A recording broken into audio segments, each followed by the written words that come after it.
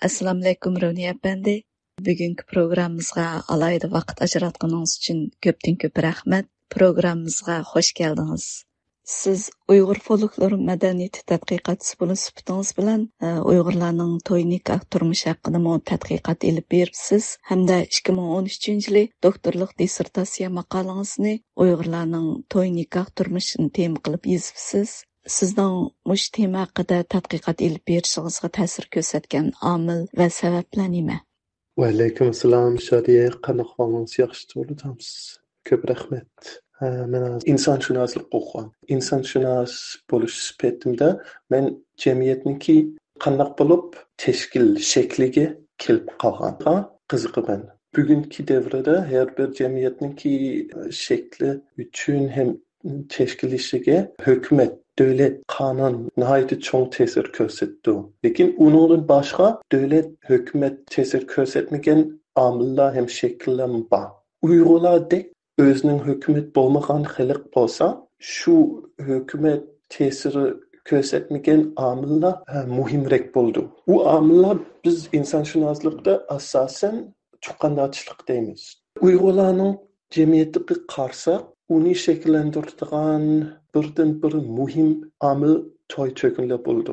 Shu jihatdan Uyg'urlar O'rta Osiyoninki boshqa xalqlar, boshqa millatlardan sal farqlandi. Chunki qozoqlar, qirg'izlar bo'lsa, o'zbeklarmi shunga yaqin keldi. Ularning orasida ota meros kimlik, qabila, jamiyat, nasab nomi degandeklar aytib cho'ng rol o'ynaydi. Uyg'urlarning orasida bo'lsa, undaq emas. Uyg'urlar shaharlashib ketgan tarixni uzun bo'lgandan keyin u o'zgarib ketib, ata meros kimlik ojizroq bo'lib ketgan, qabila yo'q deylik. Jamiyat nomi, nasab nomi hozir bor, lekin u ko'pincha oilalarga yangi bo'lgan bir ish ham cho'nqur tashkillashga ancha ta'sir bermaydi. To'y to'kinlar jamiyatni shakllantirish uchun, jamiyatni tashkillash uchun eng cho'ng rol o'ynaydi. Shuning uchun men Uyg'urlarningki to'y to'kinlarga qiziqib qoldim.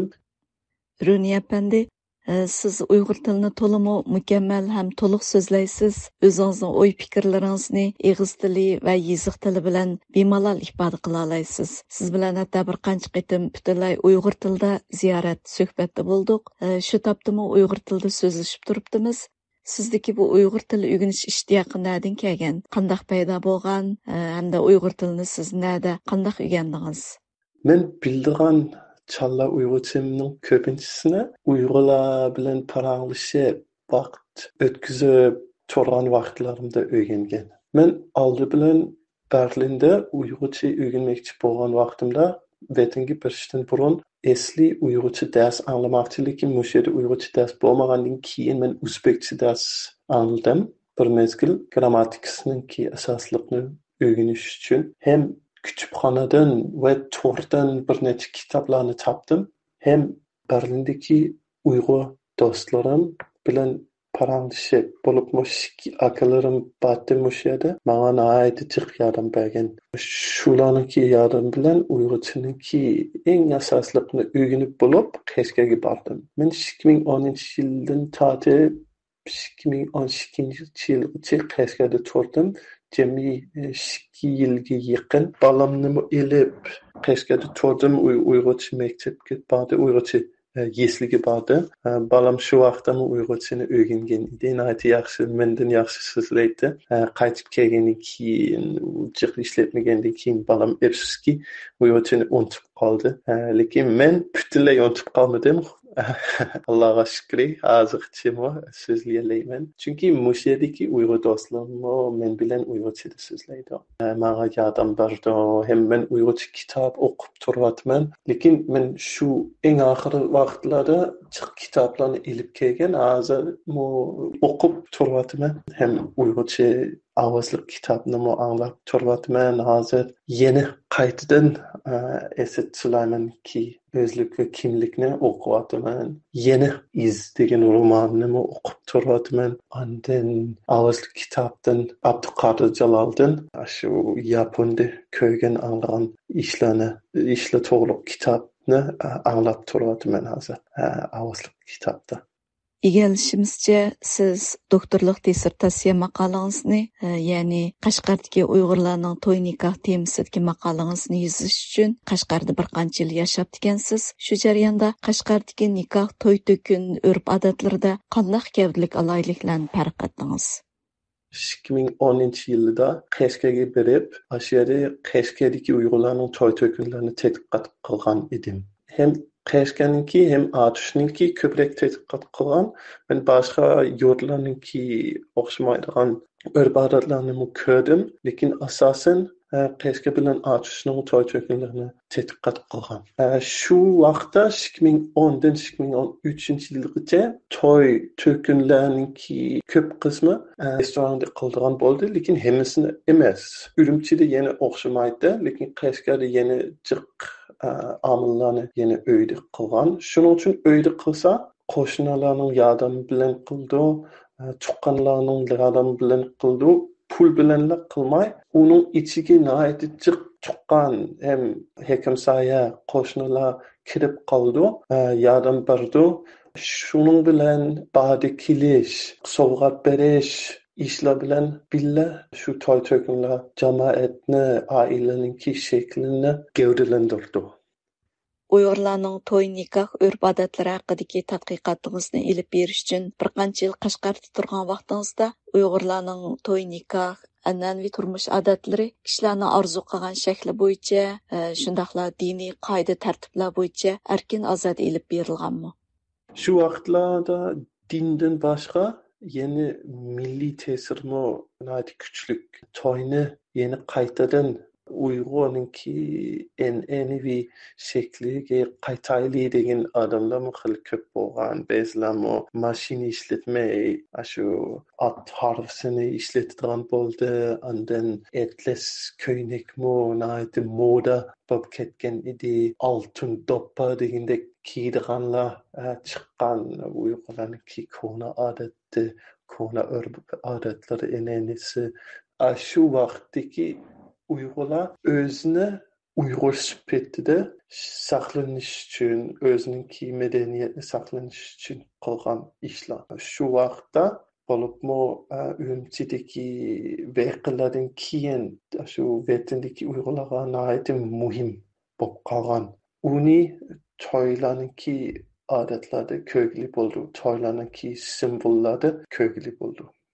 Siz hozirgacha Uyg'urlarning to'y nikoh turmushi va urf-odatlariga munosabatli temalar asos qilingan bir qancha ilmiy maqolalarni e'lon qilibsiz. Siz mush tekshirib tadqiqot jarayonida, maqola yozish jarayonida Uyg'urlarning madaniyati, urf-odatlari ichida sizga eng cho'nqur ta'sir qoldirgan taraflari bormi? Uyg'urlarninki to'y to'kinlarini tadqiqot qilgan jarayonimda, bo'libmi Uyg'urlarning to'ylarga berish jarayonimda nihoyatda jiq narsa ta'sir bo'lgan. Birinchisi Uyg'urlarninki mehmondo'stligi bek cho'nqur ham yaxshi deb o'ylayman. Ba'zi to'ylarga nihoyatda ko'p odamlar kelgan bo'libmi. Qashqardagi ba'zi to'ylarga 1000dan ko'p odam kelib ketgan edi. Ikkinchisi, shu urf-odatlarning ko'pligi murakkab ekanligini desam bo'ldi, lekin murakkab desam u yomon gap emas. U faqatla madaniyatninki boy ekanligini ifodalaydi. Urf-odatninki cho'nqur ekanligini ifodalaydi. U menga nihoyatda jiq ta'sir ko'rsatgan, lekin chunki biz Yevropada yashasak, biz shaxsiyroq yashaymiz. Boshqalar bilan ancha ko'rishmaymiz. Bizningki ijtimoiy munosabatlarimiz ajizlab ketgan, ijtimoiy to'rlarimiz ancha kuchli emas. Shuning uchun Qashqardagi Uyg'urlarning orasida undaq bo'lmaganligini ko'rib, meni bek xush qilyapti. Hozirmi Uyg'urlarning orasida shu kishilik munosabatni eng ustun o'rinda qo'yganlar qarab, u menga kuchlik ham yaxshi ta'sir bo'lgan. Uningdan boshqa Uyg'urlarning humorlarini bek yaxshi ko'raman, chaqchaqlarni. Undaq siz shu Qashqardagi to'y to'kinlarga qatnashish jarayonida odatda Uyg'urlarning to'y to'kinlarida bo'ladigan nag'ma va naqsh usullarni yaxshi ko'rganmidingiz? Usulni mu yaxshi ko'raman. Men to'ylarda usul o'ynab, naqsha aytib turgan edim. Bo'libmi atishda. Men Qashqarda turgan vaqtimda diniy jihatdan ta'sir bo'lib yoki balkim shaharning ichida bo'lgandan keyin ancha usul o'ynamaydi, lekin chet yezlarda bo'libmi atishda usulni bek ko'p o'ynagan edim. U menga ta'sir qilgan. Men uni yaxshi ko'rdim, chunki u usul o'ynashlar emas, do'stlar bilan, boshqalar bilan munosabat qurish bo'lgan desam bo'ldi.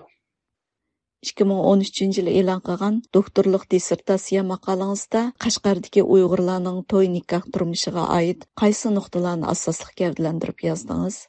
Dissertatsiyaning ichida men Qashqardagi Uyg'urlarningki to'y to'kinlarningki 24 qadamni ko'rsataman.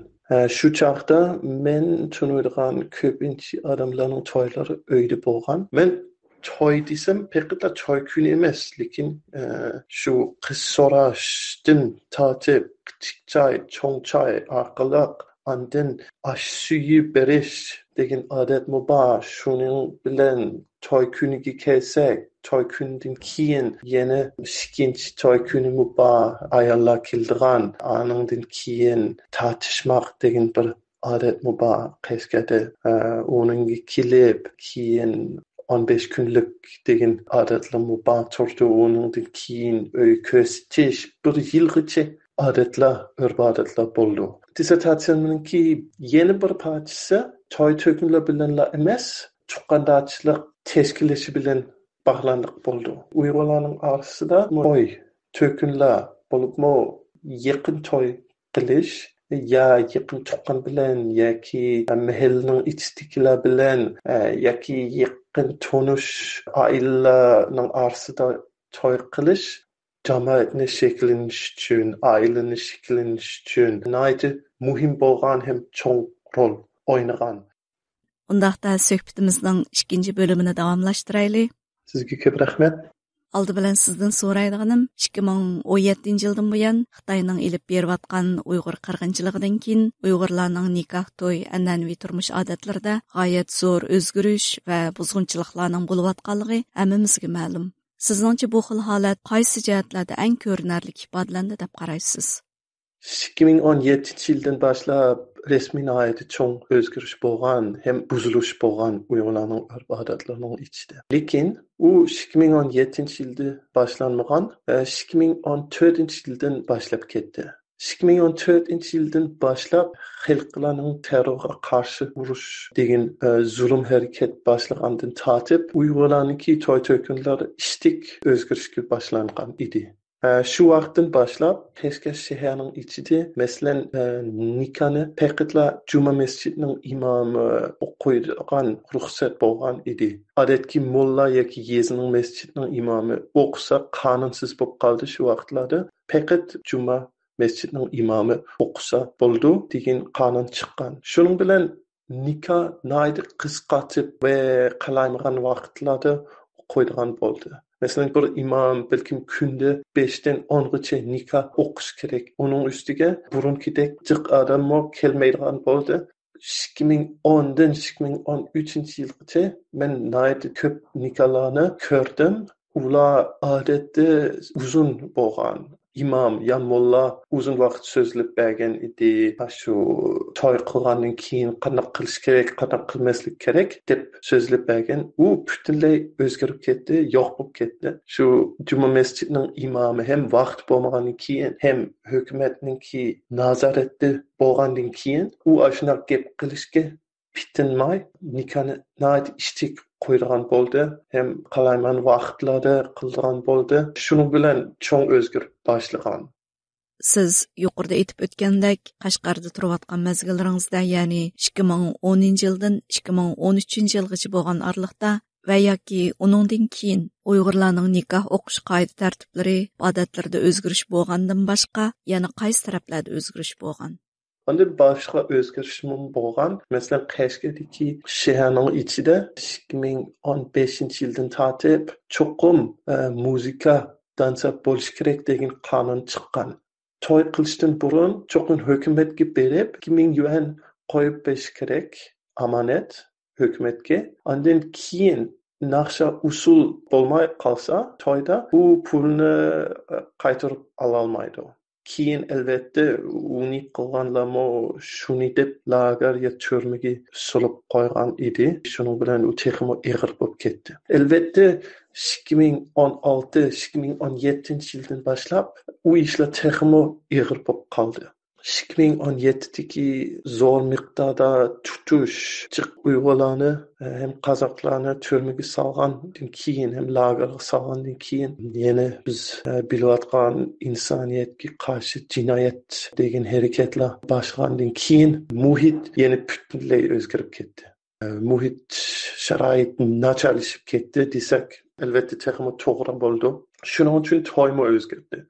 Undaqda Xitoy hökuməti Uyğurlarning nikoh to'y urf-odatlaridagi eng ko'rinarli o'zgarish buzg'unchiliklarni yana qanday shakllarda elib borgan? Sizning bu vaqt egallagan biror aniq ma'lumot uchurlaringiz bormi?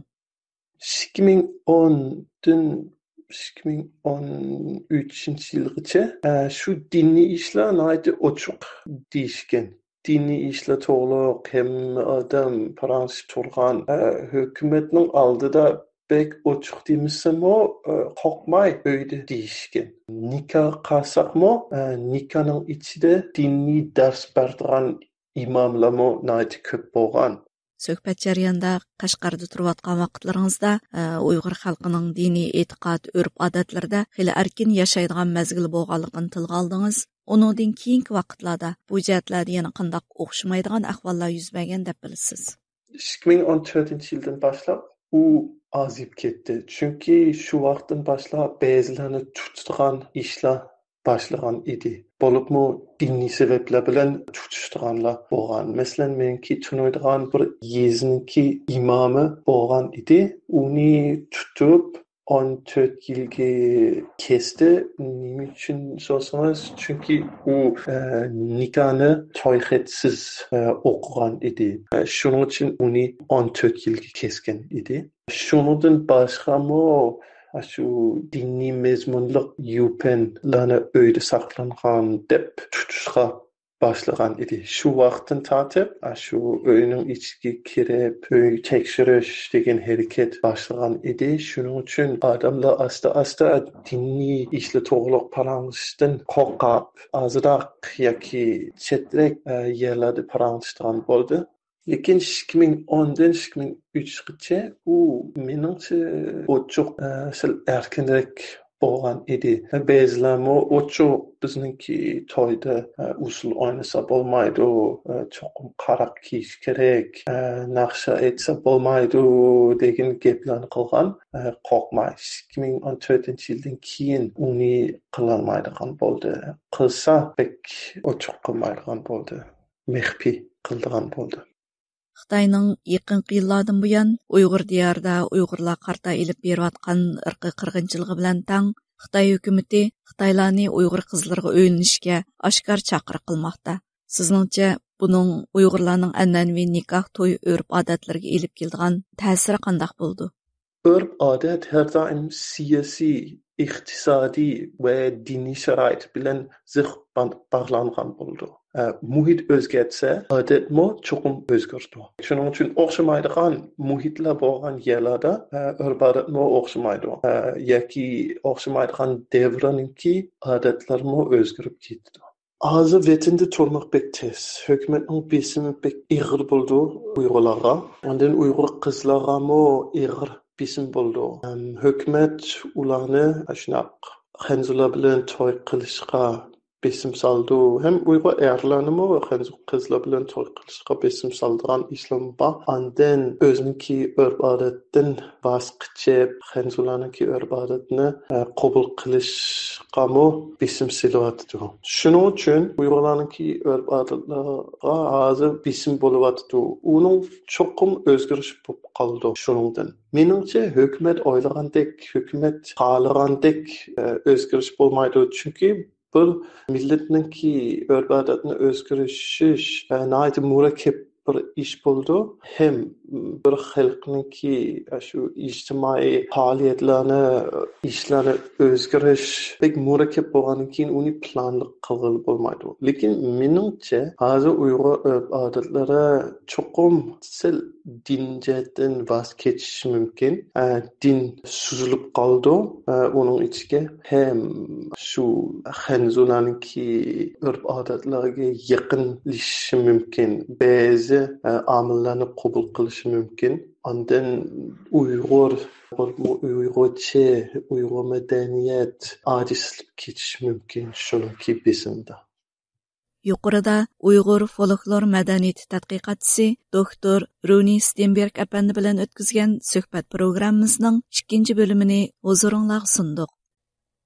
Assalomu alaykum Runi apandi. Bugun bu siz bilan ilib borgan radio suhbatimizning 3 bo'limi hisoblanadi. Алдыңғы 2 qitimliq siz bilan o'tkazgan mazmunliq va qimmatli suhbat uchun sizga minnatdorligimizni bildiramiz. Undaqda bu qitimliq suhbatimizni sizning Uyg'urlar haqida elib berayotgan tadqiqot faoliyatlaringizdan boshlayli. Va alaykum assalom Shadiye, qanaqvarsiz? Yaxshi turibsiz? Sizga ko'p rahmat. Runi apandim, sizning Uyg'ur folklor madaniyati, jumladan Uyg'urlarning nikoh, to'y, an'anaviy turmush odatlari tema qilingan bu vaqtdagi maqola asarlaringiz biz Uyg'ur xalqi uchun to'liq qimmatlik. Undaqda bu to'g'riliq e'lon qilingan maqolalaringiz Uyg'ur madaniyati tadqiqoti ilib boradigan kasbdoshlar ichida qanday ta'sir va inkoslarni qo'zg'adi? Maqolamni e'lon qilgandan keyin inqoz yaxshi bo'lgan deb o'ylayman. Men ko'p shu yig'inlarga, konferenslarga taklif qilgan, ham ba'zi boshqa maqola yozishga taklif qilganman. Bir maqolani Uyg'urchada yozgan edim. Asli u Rahila Davudniki bir kitobda e'lon qilish kerak edi. Keyin u Rahila Davud tutilib ketgandan keyin u afsuski bo'lmaydigan qoldi. Men boshqa bir yerda e'lon qilishga tirishgan edim. Ondan ba'zi Uyg'ur insonshunoslarmi men bilan birga maqola yozgan bo'ldi. Shundan men bek xush bo'ldim. Biz hozir Chekiyadagi Palatskiy universitetda bir betinni sirtdan tadqiqot qilayotgan bir proyektimiz bor. Shuning ichida ba'zi Uyg'urlar ishlaydi, ba'zi Uyg'ur tadqiqotlarmi bor. Shunlashqa menimcha maqolamniki temasi Uyg'urlarga ham Uyg'urshunoslarga muhim bo'lgan deb o'ylayman. Chunki men chiqqandarchilik jihatdan jamiyatning shaklidan, tashkilidan qarab tadqiqot qildim. Menimcha u hozirgacha Uyg'urlarningki madaniyatni saqlanish uchun, Uyg'urlarningki urf-odatlarini saqlanish uchun muhim rol o'ynashi mumkin. Chunki tadqiqot qilgan maqolning ichiga yezib qo'ygan urf-odatlarni selishtirsak, yo'q bo'lib ketgan narsalarni ko'rgili bo'ldi. Ham balkim yana qayta ishlatgili bo'lishi mumkin, yo o'rgangili bo'lishi mumkin, yoki bo'lmasa yo'q bo'lib ketgan boyliq, shu urf-odatningki boyligi butunlay yo'q bo'lib ketmadi, bir yerda saqlanib qo'ydik deb o'ylasakmi bo'ldi deb o'ylayman. Shuningki foydasi bo'lish umid qilaman. 2017 yıldan buyan Uyghur diyarda Xitoyning nikoh to'y islohoti Uyg'urlarga qanday shaklda ijro qilinyapti? Siz mushaqtiki egallagan uchur va ma'lumotlaringiz to'g'risida ozroq to'xtalgan bo'lsangiz. Ba'zilardan majburiy to'y qildigan ishlar bor deb anglagan edim. Uni men cho'qim ishonaman, bor bo'lishi kerak, bor bo'lishi mumkin. Lekin jiq isbot yo'q uninki. Shuning uchun bor bo'lsa-mu, balkim pek jiq bo'lmasligi mumkin. Lekin shu butunlay siyosiy besimning ichida turayotgan Uyg'urlar hukumat bevosita majburlamasimi o'zini saqlanish uchun, o'zini bexatar turish uchun, o'zining oilasi bexatar turish uchun shunday hukumatningki tavsiya qilgan siyosatlar bilan mengishi mumkin. Hatto anglasam ba'zilar o'zining tuqqanlarini turmadan chiqarish uchun xanzurlar bilan to'y qilayotgan ishlarni angladim. Runi apandim, amsa bu vaqtda qanchalik aniq ahvollarni egalladingiz? Men shu yangi chiqqan bir necha Qozog'istonda turayotgan qozoq va Uyg'urlar bilan paranglashib o'rganib oldim. Ular öz göz bilen kögen hem birsiga Xitoy hukumat o'zi ashunaq bir Xitoy qiz bilan to'y qilishni tavsiya qilgan edi. U red qilsa, ularmo majburlamadi, lekin u imkoniyat bo'lgan vaqtda u o'zimi o'ylab baxtı, agar undaq qilsam men yana mushu vatanda turilayman, yana hukumat bilan yaxshi bo'lalayman, meniki inimnimi balkim turmadan chiqalayman. Albatta jiq odamlar shundaq o'ylab yana shundaq qilishi mumkin. U naydi yig'ib bir besim bo'ldi. U bevosita bo'lmasa-mu vositalik bo'lgan bir besim bo'ldi. Chunki hozir albatta turma va lager turayotgan Uyg'ur, Qozoq, boshqa millatlarniki 9% hech nimani qilmagan, hech qanday jinoyat o'tkazmagan odamlar bo'ldi. Shuning uchun ularni qutqizib olish uchun balkim o'z tuqqanlarimi o'zini qurbon qilishi mumkin. U nihoyatda normal bir ish bo'ldi. Uni albatta tushungili bo'ldi. Hem hukumat uni bilib shu o'yinni o'ynashi mumkin deb o'ylayman. Yaqinqi yillardan buyon Xitoyning Uyg'ur diyorida yurgizayotgan nikoh to'y islohati bilan tang Xitoy taratqularida Uyg'urlar bilan Xitoylarning to'yilishi haqidagi tashviqotlar bag'ansir ko'paymoqda. Sizning bu tashviqotlarning orqa ko'rinishi va maqsadi to'g'risidagi o'y-fikrlaringiz qanday? Xitoy hukumati hozir Uyg'urlarningki to'y-to'kin urf-odatlariga qarshi 3 xil o'zgarish qilishni xohlaydi. Birisi dinni hem din simbollarni yo'q qilib etish. Yana ikkinchisi to'y-to'kinlarni zamonaviy qilishni xohlaydi. Ondan uchinchisi xitoylashish qilishni xohlaydi. U demak Uyg'urlarningki o'zi uzun muddat bo'lgan urf-odatlarni ojizlashish, so'zlashish qilish, Xitoy xalqidan ko'proq urf-odat qabul qilish, shuning bilan Xitoyga o'xshashroq, yaqinroq qildirmoqchi. Menimcha uni sirtdan qarsak teshida qilg'ili bo'ldi, lekin ichida yana shuning bilan pek cho'ng o'zgarish bo'lmaydi. Xitoy taratqullari orqali navbatda Uyg'ur rayonida Uyg'urlarning to'y qilishdan ilgari nikoh o'qitishning cheklanganligi ma'lum bo'lyapti. Sizningcha nikoh o'qitishning cheklanishi Uyg'urlarning nikoh, to'y-to'kin urf-odatlariga qanday ta'sirlarni olib keladi? Ba'zi odamlarning deyishicha, hozir Uyg'ur vatanda nikoh o'qish cheklangan bo'ldi. Agar rost hamma yerda shunday bo'lib qolsa, u nihoyatda ig'ir bir o'zgarish bo'ldi, ham nihoyatda ig'ir bir zulm desakmi bo'ldi. Chunki nikoh o'qish bilan Uyg'urlarningki urf-odatning ichida to'y qilgan jup o'zaro halol bo'lib qoldi. Halol bo'lib qilish albatta u diniy bir hukm bo'ldi, lekin u madaniy hukm bo'ldi. Masalan, g'arb taraflarda ko'p odamlar ancha dindor bo'lmasa-mu, yana shunday urf-odatlarga nihoyatda diqqat qildi. Uyg'urlarning orasida shunday bek dindor bo'lmagan odamlar yana nikohga nihoyatda diqqat qildi ham nikohni nihoyatda muhim deb o'ylaydi. Nikoh bo'lsa, shu hukumatda bo'lmagan eng muhim omil bo'ldi to'yninki. Albatta to'y-xat ilishmi nihoyatda muhim bo'ldi, chunki to'y-xat ilish bilan to'y hukumatning oldida, davlatning oldida shu memory sistemning ichida qonunlik bo'ldi. Hozir hukumat nikohni cheklansa, u demak o'zining qonuni birdan bir qonun qilib o'tmoqchi. O'zininki davlat qonunini hem ijtimoiy qonun, hem ideologiya yoki diniy qonun qilib o'tmoqchi. U demak hukumat hammasini o'zininki qo'lga olmoqchi, kontrol qilmoqchi. U nihoyatda ig'ir bir ish. Meningcha nikohni cheklanish hukumat xato qildi. O'ziga ziyonli bo'lib qolishi mumkin.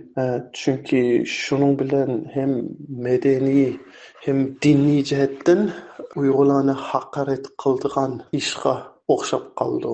U bir xil haqorat bo'ldi. Kontrol qilishdan boshqa yana haqorat qilsa, u o'zmo hukumatga hem xatarlik bo'ldi, hem ziyonli bo'lishi mumkin deb o'ylayman.